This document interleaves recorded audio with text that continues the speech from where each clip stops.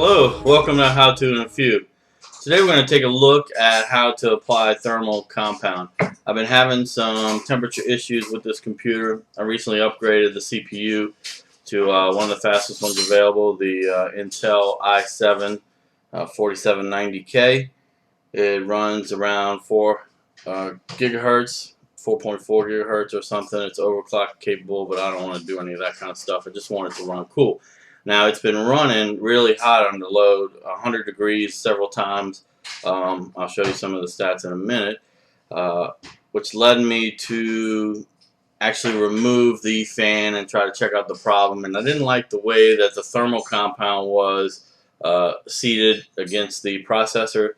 So we ordered some Arctic Silver 5 and cleaning solution, which we're going to use today to clean off the old compound from Intel, reapply the Arctic Silver, and see if we can't get these temperatures down a little bit. So let me show you what I have at the present situation.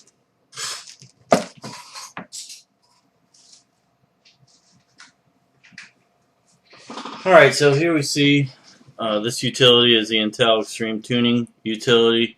It gives you information on your chip, your memory, graphics, etc.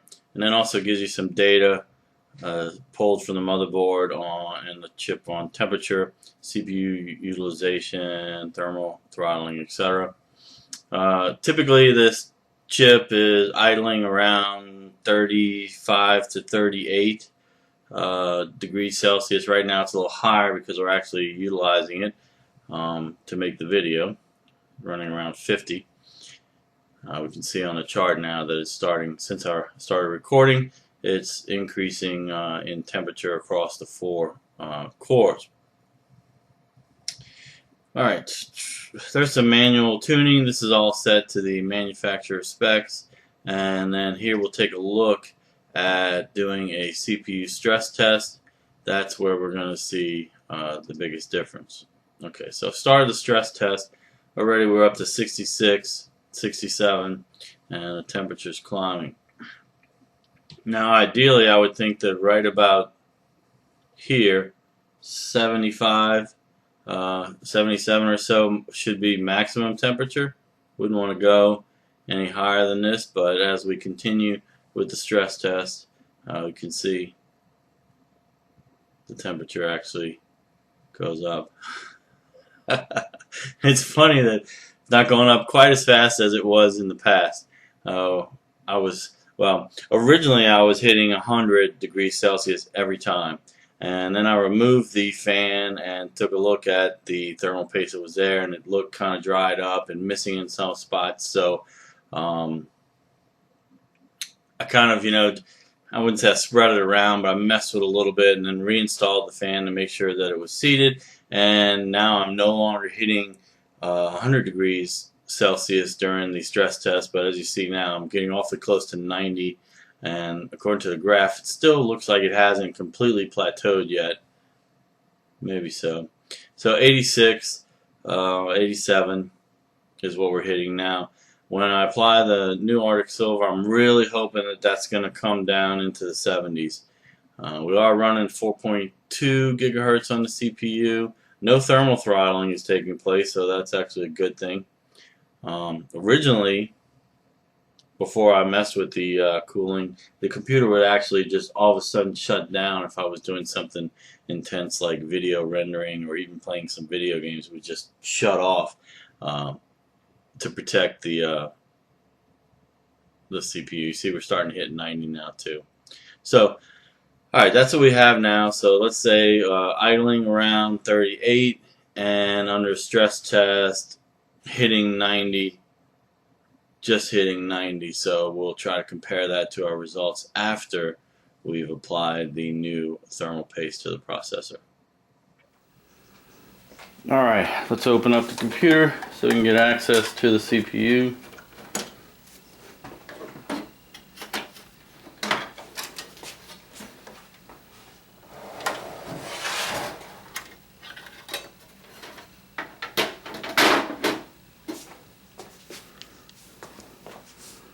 Alright, and you can see it right there. Let me try to position the camera a little better.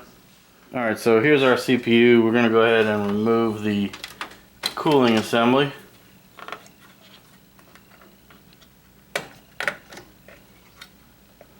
By just turning these and pulling them up. See, it's getting loose already.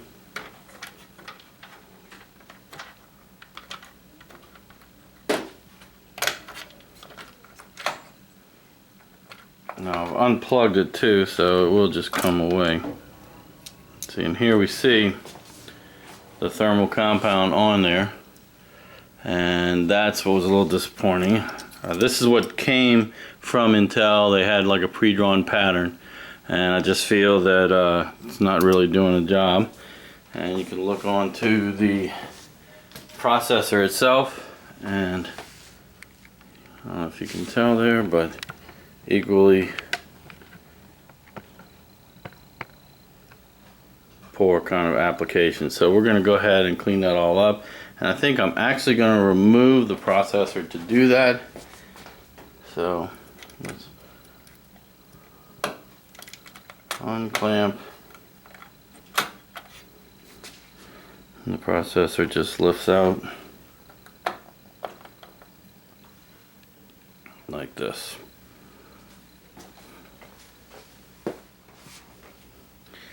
Okay, so as I said, I purchased this Arctic silver kit online. I think it was around 12 bucks or whatever.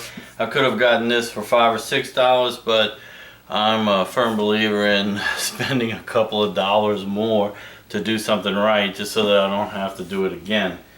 So watched a couple of YouTube videos, also went to their website to see what the instructions were, and it's a two-part cleaning. And the first part of which involves this number 1 thermo cleaner. So let's try it on the heatsink first. We'll put a couple of drops. We're supposed to let that soak and soften it. Probably should have wiped it first. Put a little bit on the chip too. I don't want it to run all over. And they say use a coffee filter or whatnot, but well, we're going to use paper towels regardless of the lint that might be left behind. Let's see what happens if we wipe this. Wow.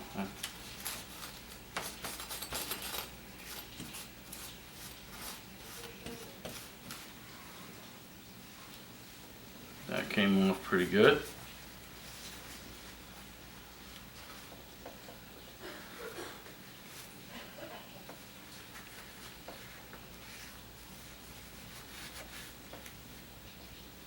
Now, there's no pins on this chip, so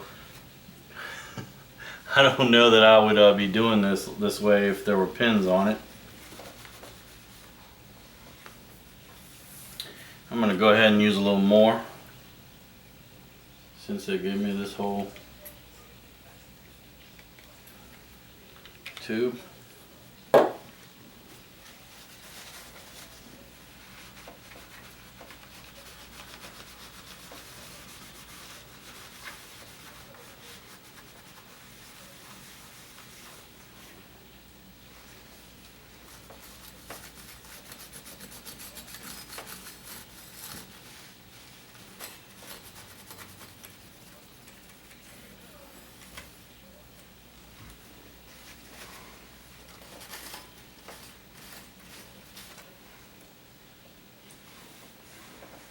Truthfully, they look pretty clean already. And then the second thermal surface purifier, I actually looked these up. The first one is xylene based cleaner, and the second one is just alcohol, probably a 90% alcohol solution.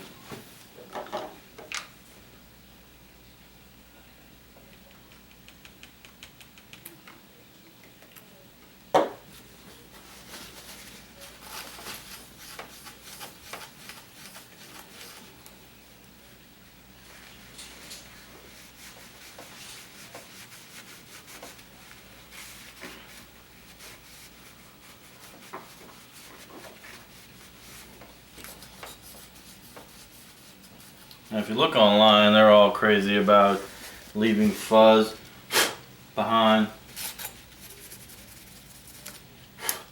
fingerprints and all that, so we're going to be careful not to put our fingerprints on there and leave any kind of oil, but I'm not going to be fanatical. Alright.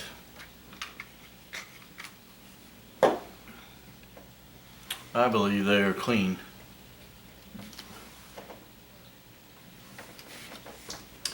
So the next step is a process that was described on their website called tinting. Now we're going to do it a little bit different than what they specified. They wanted it to be done with a credit card, an old credit card, or an old plastic type. Let's try and get these wires back tucked in here.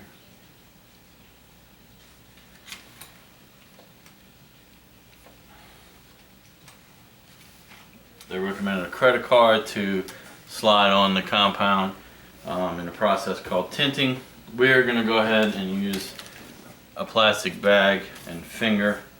Let's try this out first on the heatsink portion.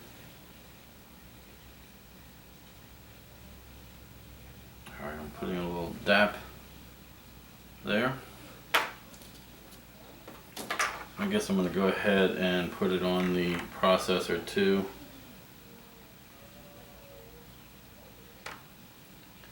So what this is supposed to do is fill in the microscopic gaps.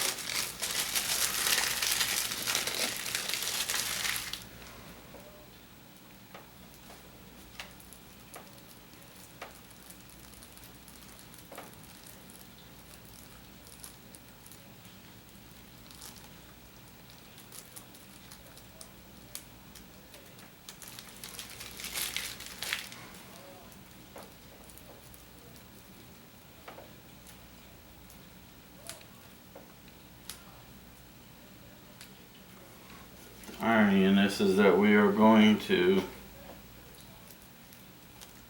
be wiping this off.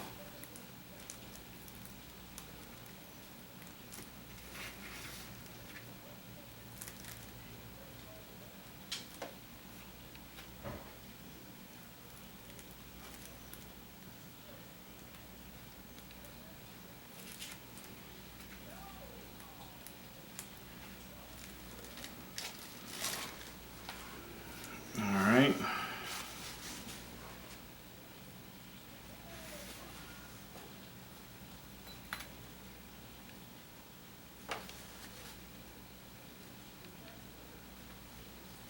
Personally, I think this is bogus. But we will go ahead and humor them.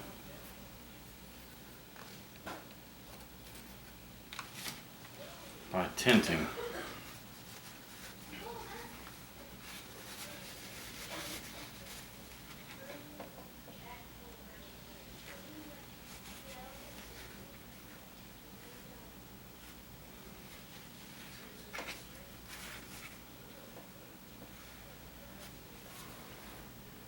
If it's been done correctly, it should be slightly gray, which it is. I don't know. That seems a little bit crappy. Cleaning something and then messing it up again. But alright, they should be ready now to assemble and then apply the final bit of thermal paste. So let's take a look back at the computer.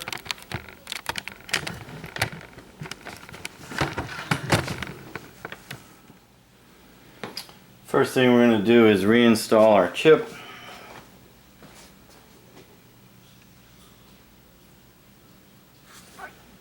I wish I would have paid better attention.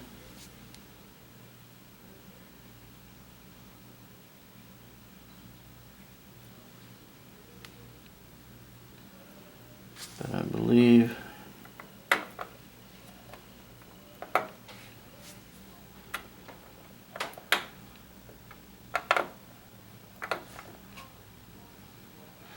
And be careful not to touch the chip again on the heat plate. But okay, we seem to be in the proper position. And we will slide down the retainer.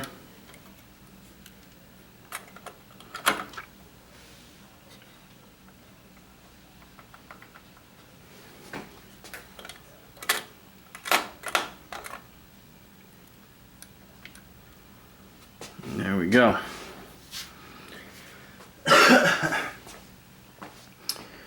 Alright, the final instructions are to put a bead, or not a bead, a line of Arctic that runs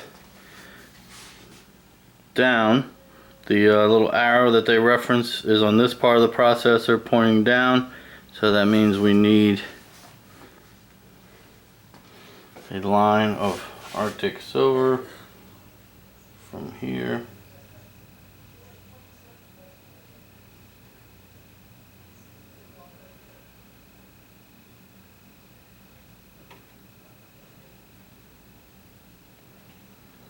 okay, as such, that's exactly how the website shows. Now there's a huge argument apparently going online about whether to spread or not to spread, etc. So we are not spreading. We are going to let the fan do the spreading, which we are going to now replace.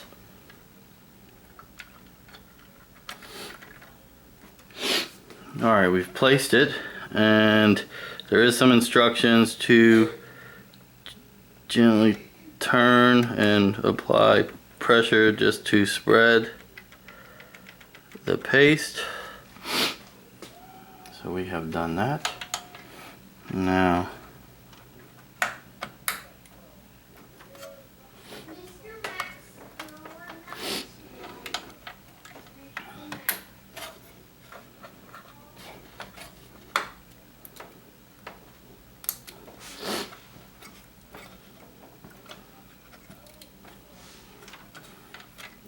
I wish they were clicking in place. They are not.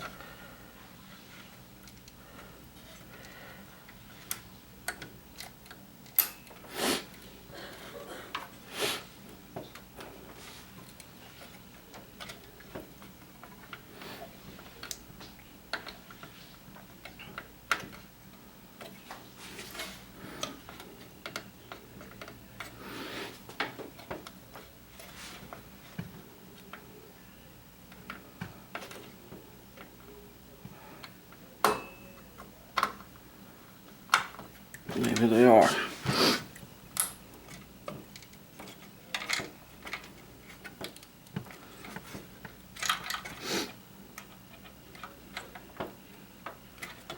Alright, each one seems to be locked. And now I want to kind of position these wires so they won't get stuck in the fan and also won't be touching the memory. And then we will reattach the electrical connector for the fan.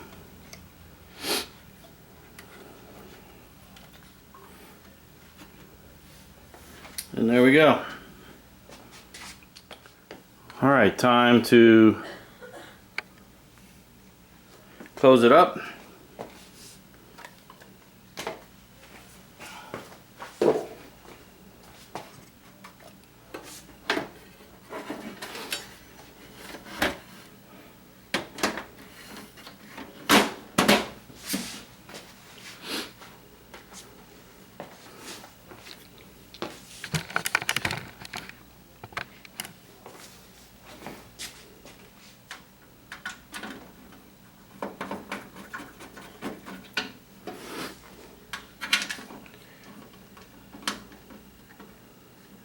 Alright, let's go power it up and see where we stand. Alright, so good news is you can see me, which means that the computer is back up and running.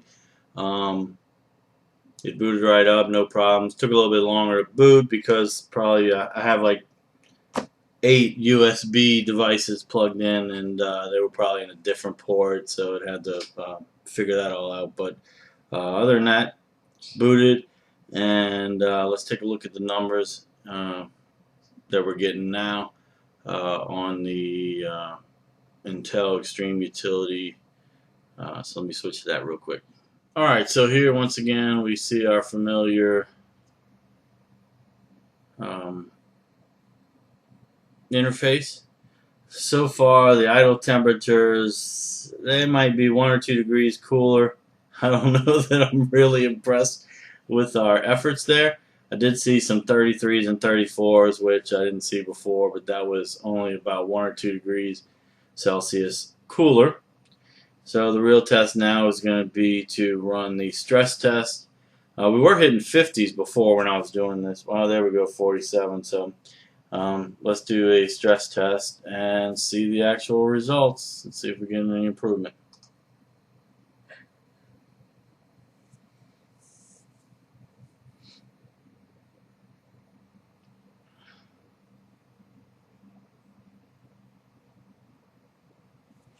Well, that appears to be a little bit cooler.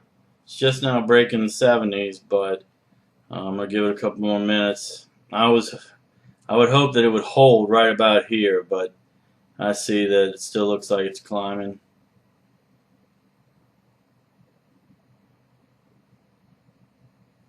When I ran the stress test before, I actually let it run a little bit longer off camera, and I was hitting 93 as my top. See, we're still climbing. So already I'm not, yeah, I'm hitting 80, so I'm not where I really want to be. I think if we stayed right here, I could live with it. But let's let it run a little bit more, because now I'm hitting 81, 82, 83. I'm still not happy with this at all. Now, this chip was sold and marketed as being able to be overclocked with the stock cooler. Now, I'm running the stock cooler and I'm not overclocking. You see it's 4.2 gigahertz it's running. Supposedly you can run this to 4.6 or even higher. Yeah, we're hitting mid 80s now, so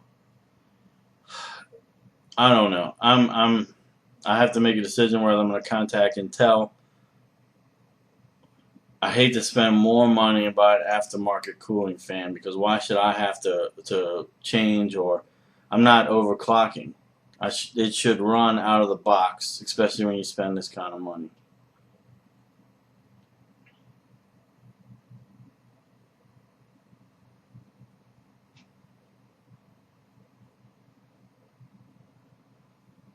Now, Arctic Silver does say that there's a break-in period, and over the course of a month, the temperatures will drop 1 or 2 degrees.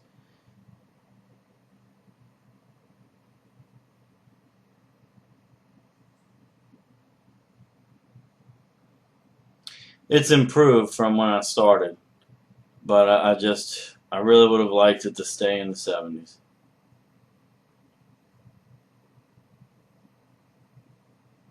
I guess I'll have to contact Intel. Well, the video was about applying the thermal paste, so you got to see that. That was done correctly, including the tinting method that the manufacturer describes.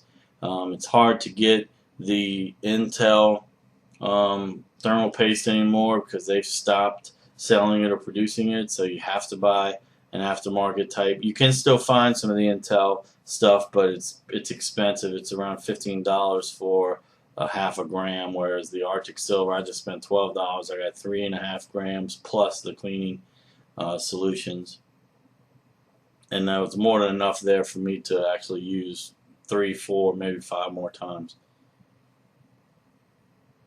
Well, it's a definite improvement by probably about 10 degrees. I just am not comfortable with this processor running this hot, but maybe that's where it's supposed to be. Well, there you have it. Go ahead and give me a thumbs up. If you liked the video, maybe you found it helpful. I looked at some of the other videos and they didn't show before and after to see any kind of effect. They also, I don't know, there's some pretty crazy guys out there. They're a little bit off. Uh, so I didn't feel, that I trusted what they were doing. As usual, you should follow the manufacturer's instructions, both from Intel or from the provider of the thermal paste that you purchase. I think that's what I did, but when you do it yourself, it's always on you, so make sure you know what you're doing before you begin. As I said, give me a thumbs up, subscribe if you like the video. Until next time, I will see you. Bye.